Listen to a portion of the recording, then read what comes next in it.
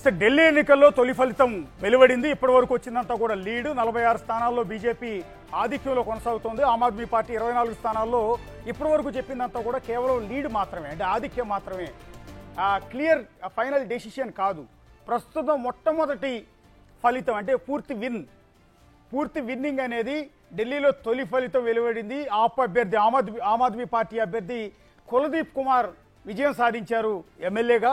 ఒకసారి 6,293 ఓట్ల మెజార్టీతో బీజేపీ అభ్యర్థి ప్రియాంకపై ఆమ్ ఆద్మీ పార్టీ అభ్యర్థి విజయం సాధించారు. ఈ ఎన్నికల్లో ఢిల్లీ ఎన్నికల ఫలితాల్లో వెలువడిన మొట్టమొదటి ఫలితం. ఇప్పటివరకు మనం డిస్కస్ చేసుకున్నదంతా కూడా ఆధిక్యం మాత్రమే.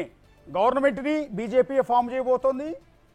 తిరుగులేని మెజార్టీతో బీజేపీ దూసుకుపోయింది. 26 ఏళ్ల తర్వాత కలవ నెరవేరుతోంది. ఢిల్లీ పీఠంపై బీజేపీ కూర్చుండబోతోంది. బీజేపీ కేజ్రీవాల్ని గద్దె దింపి, ఆమ్ ఆద్మీ పార్టీని గద్దె దింపి బీజేపీ అధికారాన్ని చేజిక్కించుకుంటోంది.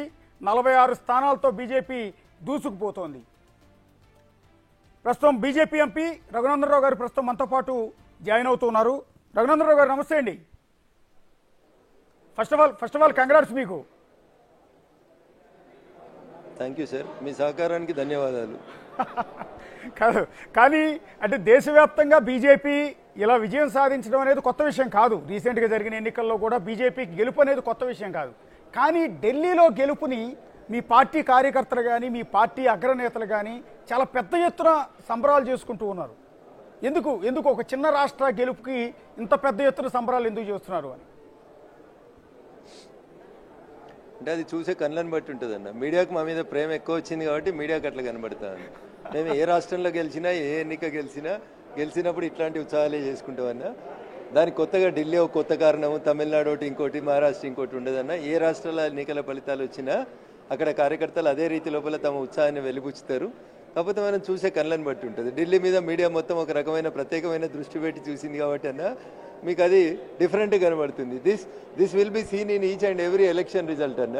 ప్రతి రాష్ట్ర ఎన్నికల ఫలితాల తర్వాత ప్రతి రాష్ట్ర కార్యాలయాల ముందు ఇంతకంటే ఎక్కువ జనాలు ఉంటారు, స్వీట్లు పంచుతారు, టపాసులు కాలుస్తారు. ఖచ్చితంగా వాళ్ళు పడ్డ కష్టానికి ఫలితం వచ్చింది అనేటువంటి ఆనందాన్ని మీడియా ముందు 100% వ్యక్తం చేస్తారన్న. ఢిల్లీ దేశ రాజధాని కాబట్టి అందరి దృష్టి దాని మీద ఉంది కాబట్టి మీకు కొంచెం ప్రత్యేకంగా కనబడుతున్నట్టుంది. మళ్ళొకసారి చెప్తున్నా, మీకు మా మీద ఉన్న అభిమానానికి ధన్యవాదాలు. అలాగే సార్ రఘునందన్ గారు, నేను అనేది జస్ట్ ఈ సంబరాలను చూసి కాదు నేను అంటున్నది ఏంటంటే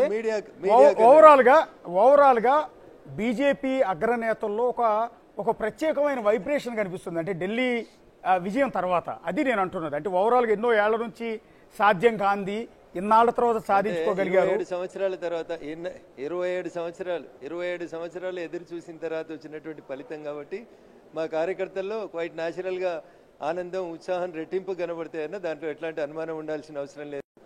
15 సంవత్సరాల కాంగ్రెస్ పాలన, 11-12 సంవత్సరాల ఆమ్ ఆద్మీ పార్టీ పాలన తర్వాత 27 సంవత్సరాల తర్వాత ఢిల్లీ పీఠం మీద రాష్ట్ర శాసనసభలో భారతీయ జనతా పార్టీ అధికారంలోకి వస్తుంది కాబట్టి 27 సంవత్సరాలు ప్రతిపక్షంలో ఉండి అనేక సార్లు కొట్లాడి దెబ్బలు తిని జైలుకు పోయినటువంటి కార్యకర్తలందరూ కూడా మా కష్టానికి ఫలితం దక్కిందని వారు వ్యక్తం చేస్తున్నటువంటి ఆనందంగా అక్కడ జరుగుతున్నటువంటి విజువల్స్ని చూడాలనేది నా అప్పీల్ సార్. ఇక్కడ మీరు కేజ్రీవాల్ని దారుణంగా దెబ్బకొట్టామనుకుంటున్నారా, కాంగ్రెస్ పార్టీని దెబ్బకొట్టామనుకుంటున్నారా? సార్ కాంగ్రెస్ ఎక్కడ లేదు సార్. లేని కాంగ్రెస్ గురించి కొత్తగా మేము చర్చ పెట్టుకోవడం ఎందుకు సార్? అది కాంగ్రెస్ పార్టీకి వచ్చిన సీట్ల సంఖ్య 0 సార్, వచ్చిన ఓట్ల శాతం 5%. సో ప్రజలలో కాంగ్రెస్ పార్టీ రోజు రోజుకి వారు మాట్లాడుతున్నటువంటి విధానం, వారి నాయకత్వంలో రావాల్సినటువంటి మార్పుల్ని వారు గ్రహించుకుంటే బాగుంటుంది అనేది మేము పలు దఫాలుగా చెప్తా ఉన్నాం సార్. వాయనాడులో గెలిస్తే ఈవీఎంలు మంచివి సార్, మహారాష్ట్రలో ఓడిపోతే ఈవీఎంలు చెడ్డయి సార్. ఒకటే రోజు ఎన్నికైతుంది సార్. అట్లా మాట్లాడితే సార్ ప్రజలు ఏమనుకుంటున్నారని ఆలోచించాలి కదా. ఈ మాత్రం కూడా తేడా లేకుండా నోటికి ఏదో వస్తుంది మాట్లాడాలి అన్న. ఎంపీ ఎలక్షన్స్లో ఓటర్లు వేరు రాష్ట్రాలలో ఉద్యోగాల కోసమో ఇంకో దానికోసమో పోతారు. ఎమ్మెల్యే ఎలక్షన్స్ వచ్చినప్పుడు మా రాష్ట్రానికి జరుగుతున్న ఎలక్షన్స్ అని వస్తారు. ఉదాహరణకు హైదరాబాద్ తీసుకుంటామన్నా, ఒక 40-50 లక్షల మంది తెలంగాణేతరులు ఇక్కడ ఓటర్లుగా నమోదై ఉన్నారు. వీళ్ళందరూ తమ సొంత రాష్ట్రంలో ఎన్నికలు జరుగుతున్నప్పుడు ఆ రాష్ట్రానికి పోయి ఓటేస్తారు. అన్న నువ్వు ఎన్నడూ ఓటేసినావో వేయలేదో నాకు తెలియదు. రేపు మీ ఊర్లో సర్పంచ్ ఎలక్షన్ వచ్చిందనుకో, అందరు పోయి వాళ్ళ ఊర్లలో ఓటర్ నమోదు చేసుకుంటారు. కాబట్టి there will be compulsory difference of votes for the parliament, assembly. మళ్ళీ మీరు గ్రామ పంచాయతీ ఎన్నికలకు వచ్చినప్పుడు ఓట్ల సంఖ్య గణనీయంగా పెరుగుతుంది, మారుతుంది. దానికి కొత్తగా ఏదో భూతద్దం పెట్టి 1952 తర్వాత మొదటిసారి మేమే కనుక్కున్నామన్నట్టు ప్రెస్ మీట్లు పెట్టి పడితే ఏమొస్తుంది అన్న, దానివల్ల ఏం రాదు.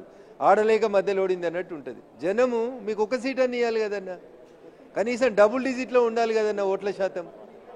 125 సంవత్సరాల చరిత్ర అని చెప్తారు, కేంద్రం అక్కడే ఉంది. మీ ఓటు, మీ తల్లిగారు ఓటు, మీ చెల్లెగారు ఓటు, ఇంతమంది అగ్రనాయకులు ఉండేటువంటి స్థానంలో మీరు సింగిల్ డిజిట్ కన్ఫైన్ అయింది సార్. ఒక్కసారి కాంగ్రెస్ పెద్దలు ఆత్మపరిశీలన చేసుకోవాలి సార్. మేమేం విజయంతో విర్రవీగి చెప్తలేము ఈ మాట. వారు ఉన్నటువంటి పరిస్థితుల్లో యాజ్ ఏ డెమోక్రట్గా నేను డెమోక్రసీ బతకాలని కోరుకునేటువంటి వ్యక్తిగా, పాలక పక్షం ఎంత బలంగా ఉంటే ప్రతిపక్షం అంత బలంగా ఉండాలని కోరుకునేటువంటి వ్యక్తిని సార్. అప్పుడే ప్రజలకు న్యాయం జరుగుతుందని కోరుకునేటువంటి వ్యక్తిని. కాబట్టి ఒకసారి పునరాలోచించుకోమని కాంగ్రెస్ నాయకత్వానికి నేను చేసేటువంటి అప్పీల్. ఇందాకేదో స్టేట్మెంట్ ఇచ్చారు కదా గాడిద గుడ్డు అని, గాడిద గుడ్డు మిగిలిందంటూ ఉన్నారు కదా. అవును సార్, తెలంగాణలో చాలా మంది కాంగ్రెస్ నాయకులకి అదొక ఫ్యాషన్ అయింది సార్. తెలంగాణకి ఏమొచ్చిందంటే గాడిద గుడ్డు వచ్చిందని చెప్తారు. మరి ఇప్పుడు ఢిల్లీలో కాంగ్రెస్కి ఎన్ని సీట్లు వచ్చినాయంటే ఏం చెప్పాలి సార్? నేను వాళ్ళ భాషలనే చెప్పాలి కదా సార్. ఏక్ బాయికు దూసరా బాయి పైచాంతా అని చెప్తారు చార్మినార్ కాడ. అంటే ఎవరు మాట్లాడే భాషలో వాళ్ళకి చెప్తేనే అర్థమవుతుంది అట్లా. అందుకని తెలంగాణలో మేమేమి ఇవ్వలేదు, గాడిద గుడ్డు ఇచ్చినామని ప్రచారం చేసిరు కదా. ఢిల్లీలో 125 సంవత్సరాల మీ నాయకత్వాన్ని చూసిన తర్వాత మీకు ఢిల్లీ ప్రజలు ఇచ్చిన సీట్లు గవే గాడిద గుడ్డు ఇచ్చిరని చెప్తున్నా. నేను తప్పైతే నాకంటే ముందు మాట్లాడిన వాళ్ళు కూడా తప్పని చెప్పాల్సి ఉంటుందన్న. వాళ్ళు మాట్లాడిన భాషలో వాళ్ళకి చెప్పాలని చెప్పినాను తప్ప నేను ఎవరిని వ్యక్తిగతంగా హ్యూమిలేట్ చేయాలనో ఇన్సల్ట్ చేయాలనేదో నా ఉద్దేశం. తప్పేమి లేదండి. మీరు ఇప్పుడు కేంద్రంలో అధికారంలో ఉన్న పార్టీ ఇప్పుడు ఢిల్లీలో విజయం సాధించారు. ఆ పార్టీ తరఫున మీరు ఇంకొక పార్టీలో ఉన్న లోపాలను చెప్పి సరిదిద్దుకోమని చెప్తున్నారు. తప్పేమి లేదు. రాజకీయాల్లో ఇది చాలా అరుదైన సందర్భం. నిజం చెప్పాలి, ప్రజాస్వామ్యం పరిడవిల్లాలని కోరుకునేది. తప్పేమి లేదండి. ప్రజాస్వామ్యం పరిడవిల్లాలే, బతకాలే అని కోరుకునే వ్యక్తిగా చెప్తా ఉన్నాను. ప్రతిపక్షాలు మొత్తం చచ్చిపోవాలని నేను కోరుకుంటలేను. అవునండి, రాజకీయ పాలక పక్షంతో పాటు ప్రతిపక్షం కూడా ఉన్నప్పుడే ఒక నాణానికి బొమ్మ బొరుసు రెండుంటేనే నాణ్యం ఎట్లయితే సక్సెస్ అవుతుందో డెమోక్రసీలో పాలక పక్షంతో పాటు ప్రతిపక్షం కూడా అంతే బాధ్యతాయుతంగా ఉండాలని కోరుకునేటువంటి ఒక వ్యక్తిగా నేను ఓపెన్ గా చెప్తా ఉన్నాను. మీ తప్పుల్ని సరిదిద్దుకోండి అని చెప్పిన తప్ప I don't want to criticise anybody personally. ఇక్కడ ఒక ఇంట్రెస్టింగ్ పాయింట్ మీరు గమనించారా? ఢిల్లీ ఎన్నికల్లో మీరు కాంగ్రెస్ పార్టీకి సున్నా వచ్చిందంటున్నారు, తప్పేమి లేదు. కానీ ఇక్కడ కాంగ్రెస్ పార్టీ ఒక విధంగా ఢిల్లీలో చచ్చిపోయి దెబ్బతినిపోయి మీ పార్టీని గెలిపించింది. ఆ పాయింట్ ఒక్కసారి పరోక్షంగా మీకు సహకరించినట్టే అనిపిస్తోంది అక్కడ. నేను మాట్లాడితే బాగుండదేమో సార్. ఒమర్ అబ్దుల్లా అని జమ్మూ కాశ్మీర్ ముఖ్యమంత్రి గారు ఒక ట్వీట్ చేసినారు. ఏమని? మనం ఇట్లే అనుకుంటూ ఉందాం, మనం ఇట్లా అనుకుంటా ఉంటే అట్లే జరుగుతూ ఉంటుందని. ఒమర్ అబ్దుల్లా గారు రామాయణానికి సంబంధించిన ఒక క్లిప్ని జోడిస్తూ కేటీఆర్ అనేటి ఆయన ఎక్స్లో పెట్టినట్టు ఆయన ఒమర్ అబ్దుల్లా గారు కూడా ఎక్స్లో పెట్టిండ్రు. ప్రతిపక్షాల మధ్యలో ఐక్యత లేదు అని చెప్పకనే చెప్పిండు. హర్యానా తర్వాతనైనా బుద్ధి తెచ్చుకొని ఢిల్లీలోనే కలిసి పోటీ చేయాలి కదా. మాది ఇండి గఠబంధన్, మా దగ్గర 50 పార్టీలు ఉన్నాయని చెప్పుకుంటారు కదా. మరి ఢిల్లీలో ఆమ్ ఆద్మీ పార్టీతో కలిసి పోటీ చేస్తే ఒకటో రెండో వస్తుండేనేమో కదా. సో అందుకని నేను ఏమంటున్నా అంటే సార్, మాట మనం మాట్లాడుతున్నప్పుడు దానికి ఒక అర్థం ఉండాలి. మహారాష్ట్రకు పోయి మహాగఠబంధన్ చేసుకురు కదా, ఢిల్లీలో ఒక పార్టీతో అడ్జస్ట్మెంట్ చేసుకోలే.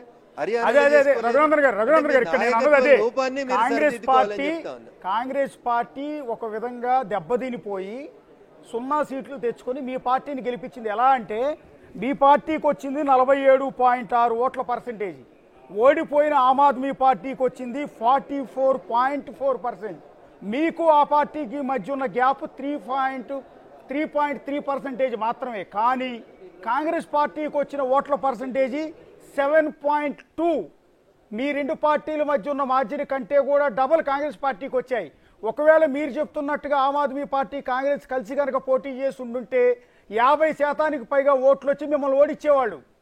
1-2 సీట్లు కాదు, మాకు 60 సీట్లు వచ్చేటివి. మాకు అప్పుడు 60 సీట్లు వచ్చేటివి. ఆమ్ ఆద్మీ పార్టీ 2 కలిస్తే అది అపవిత్ర, అది ఎట్లనో చెప్తా సార్. 2 × 2 4 అవుతుంది, 2+2 కూడా 4 అవుతుంది అని చెప్పి ఎప్పుడు కూడా అట్లా జరగదు సార్ అట్లా. కాబట్టి ఒకసారి అర్థం చేసుకోవాల్సింది ఏంటంటే ఆ 2 కలిస్తే ఆయనతో కూడా రాకపోతుండాలి, మాకు 60 సీట్లు వస్తుంటుండే. అంటే కలవటం వల్ల వ్యతిరేకత ఇంకెక్కువ వచ్చి ఉండేదేనా? అవును, సీట్లు రాని వాళ్ళంతా రెబల్గా పోటీ చేసేవాళ్ళు సార్. అప్పుడు వాళ్ళకి లాభం కంటే నష్టం ఎక్కువ జరిగేది. ఎందుకంటే వాళ్ళకి కూర్చోబెట్టి మాట్లాడి సంధాయించి 2 పార్టీలు కలిసి క్యాంపెయిన్ చేసేంత ఓపిక లేదు సార్ వాళ్ళకి. అది వాళ్ళకు ఉన్నటువంటి డ్రాబ్యాక్. సార్ ఇక్కడ మిమ్మల్ని గెలిపించారు, కేజ్రీవాల్ని పక్కన పెట్టి 3 సార్లు ముఖ్యమంత్రిగా ఉన్న వ్యక్తిని పక్కన పెట్టి మరి మీ పార్టీని గెలిపించారు. కానీ మీ ముందు చాలా సవాళ్లు ఉన్నాయి. ఎందుకంటే ఢిల్లీలో ఉన్న పొల్యూషన్ కావచ్చు, అక్కడ యమునా నది పొల్యూషన్ కావచ్చు, ట్రాఫిక్ కావచ్చు, రోడ్లు కావచ్చు. Delhi BJP after taking the charge as the chief minister will definitely address and will definitely change the shape, color, atmosphere of the Delhi. Thank you, sir. Yeah, thank you Raghunandan Rao garu. Yes, అది